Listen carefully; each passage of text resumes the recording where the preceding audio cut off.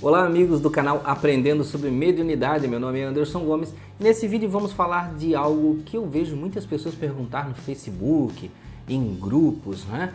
Ou seja, lá no próprio canal, que é: com quanto tempo eu posso pedir uma psicografia de uma pessoa desencarnada? Como é que isso funciona? Eu posso chegar lá num médium, num centro espírita e dizer: olha, eu gostaria de receber uma psicografia. E com quanto tempo posso fazer isso? Um dia, uma semana, um mês, um ano, 10 anos? Vamos falar sobre isso.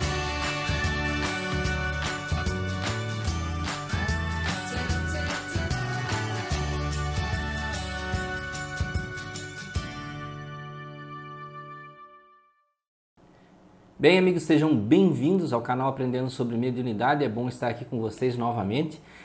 Bom, vamos diretamente ao assunto, né? Sobre pedir psicografias, né?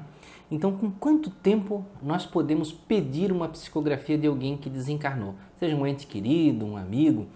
Bom, nós temos que ter certo bom senso, né? Primeira coisa é pensar: eu tenho necessidade de pedir isso?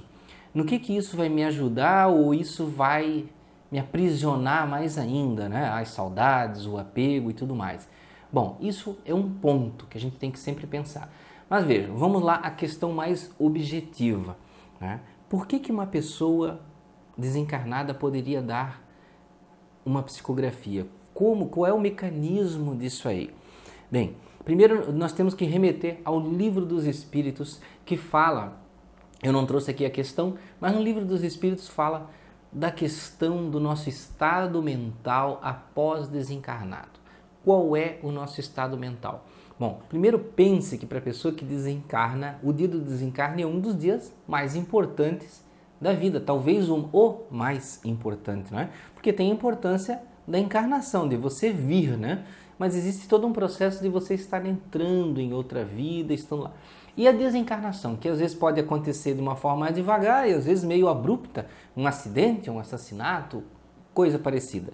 Então vejam, cada situação dessa da vida gera um estado mental diferente no indivíduo. Gera um estado mental diferente.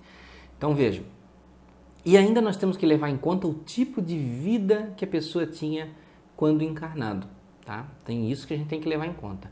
Por quê? Quanto mais apego material, quanto mais a pessoa se remete ao plano material no sentido de ou apego à matéria em si, os seus bens, dinheiro, posse, carro, casa, terreno, ou apego aos sentidos, né? Por exemplo, suprir os sentidos de comer, sentidos sexuais, por exemplo, né? Apegos em relação a sentimento. Então, todo esse mar de situações geram atribulações na nossa mente quando nós desencarnamos. Não tem aquela história que as pessoas falam assim: na hora que o fulano desencarnou ou que quase morreu, passou um filme na cabeça. Então todas essas histórias, elas, digamos assim, retornam à nossa mente, nós pesamos e automaticamente criamos ou um estado de tranquilidade, ou mais ou menos tranquilidade. Isso varia muito, né? Isso aí não pode ser um gráfico, digamos assim, de N posições. Ou até um estado de muita tribulação, que pode ser o sofrimento ou a revolta também, né? Então vejam, cada estado desse nos afeta após o desencarne. Por isso que a gente sempre fala nos vídeos, né, de ter uma vida equilibrada, espiritualizada. Para quê?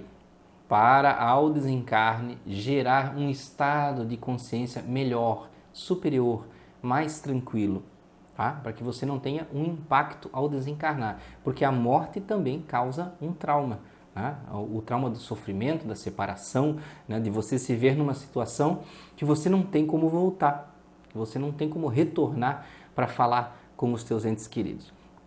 Então vejam, partindo desse princípio que cada mente tem uma variação, uma posição diferente quando desencarna, você acreditaria que uma pessoa estaria disponível quando para dar uma psicografia? E aí nós entramos na razão, né? Na razão que a doutrina espírita nos explica, a fé raciocinada.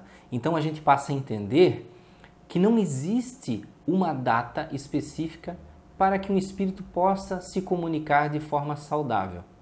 ele pode se comunicar, dependendo do estado dele, um estado muito bom, ele pode se comunicar dias após o desencarne, mês após o desencarne, ou pode levar um ano, 2, 10, 50, 200 anos para poder ficar habilitado a falar com as pessoas que estavam encarnadas com ele naquela vida. Então isso tudo depende muito. Então um espírito apegado, vamos dar exemplos que a gente vê nas reuniões mediúnicas, né? Um espírito, por exemplo, muito apegado ao material, né, desejo pelo material, ele pode levar 5, 10, 15 anos. Varia, pode levar até mais. Eu já vi casos de espíritos apegados à riqueza e ao poder que estavam mais de 100 anos apegado àquilo, de achar que a casa da fazenda ainda era dele, né, que ele tinha que ficar lá, que ele tinha posse e tudo mais. Existem espíritos que podem ficar 1000 anos. Por quê? Revolta, ódio e uma série de outras coisas, desejo de vingança. Um espírito obsessor, por exemplo, né? Você imagina, ele pode perdurar por muito tempo. Existem histórias de obsessores que acompanharam pessoas por 2, 3 encarnações. Então isso, gente, varia muito. Então você chegar e dizer assim assertivamente, olha, 3 meses depois pode pedir uma psicografia. Isso não existe. Existe até uma história que eu vi no Facebook, alguém lembrar, eu também não sabia dessa história, do Caibar Schutel, né? Schutel, que no próprio velório dele, ele deu uma comunicação através de um médium.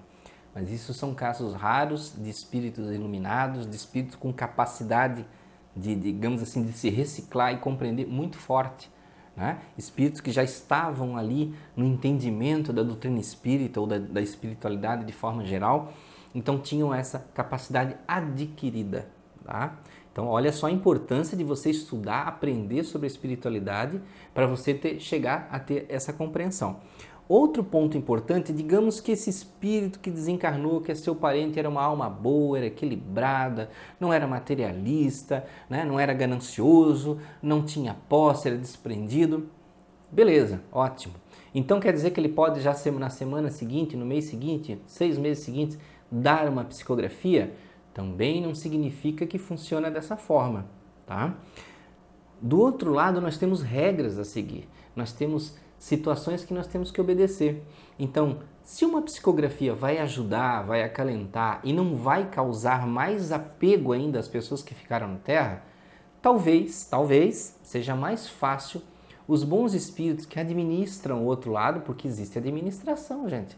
Não existe assim, os espíritos não estão bagunçados do outro lado, soltos ao léu e cada um faz o que quer. Nestes casos onde o bem atua, existe permissão. Então o espírito, ele vai, é claro, perguntar para os superiores dele, para o mentor espiritual, ele vai dizer, olha, você acha que eu estou preparado para dar uma comunicação? Você acha que no estado que eu estou, eu não me descontrolaria ao dar uma comunicação e desejaria ficar perto da família e ficaria desequilibrado? Né? No estado que eu estou e no estado que a minha família está, uma comunicação minha vai contribuir para eles ou vai causar mais apego, mais sofrimento, mais saudade? Essa pessoa que pede a psicografia, ela vai querer uma hoje, outra semana que vem, outra no mês que vem e assim vai ficar num apego contínuo ao desencarne daquele ente querido. Né? Então, assim, existem diversas situações. Então, o plano espiritual também vai pesar se essa comunicação mediúnica vai ser útil ou não. Então, quando você diz assim, Anderson, mas eu estou indo num centro faz 10 anos, eu nunca consegui uma psicografia do meu filho, da minha mãe, do meu pai, entenda que nem sempre é necessário e nem sempre é saudável. Ou, às vezes, a simples comunicação alteraria a tua vida num curso de alguma forma que, digamos assim, não seria bom. Então, por isso, nós temos que aprender a confiar na espiritualidade. Não acreditar que eles estão lá só para nos servir e atender às nossas exigências, né? E temos que pensar uma outra coisa, veja bem, muitas vezes nós somos levados em sonho para visitar entes queridos. que é um contato muito mais forte, muito mais poderoso que a psicografia, porque você vai estar lá diretamente. E geralmente isso acontece e às vezes nós lembramos, às vezes nós não lembramos, às vezes nós não lembramos e acordamos com uma intuição boa, uma sensação que alguma coisa foi resolvida ou foi melhorada. Então veja, quando for dormir, ore, peça que se for possível, se esse espírito que está do outro lado estiver bem, que você possa entrar em contato, conversar com o auxílio dos bons espíritos. Então veja que existe uma outra forma de se fazer também, mas tudo nós temos que respeitar a natureza das outras pessoas, a nossa natureza, a nossa história, a organização espiritual e Deus, porque Deus sabe o que é melhor para nós e o que nós precisamos realmente. Então, meus amigos, muito obrigado por ficarem até aqui nesse vídeo. Eu desejo a vocês muita paz, muita alegria, muita luz nos seus dias, que desperte em você aí cada vez mais, né, o ser iluminado, o Filho de Deus que está aí dentro, que tem grandes missões, né, grandes trabalhos na vida para fazer, e você pode sim e você consegue. Não importa em que posição da vida você esteja e como está a sua vida agora, tudo pode ser feito em algum momento, de alguma forma. Uma escadinha, né, gente? Com calma, paciência, muito amor e alegria. Até o próximo vídeo.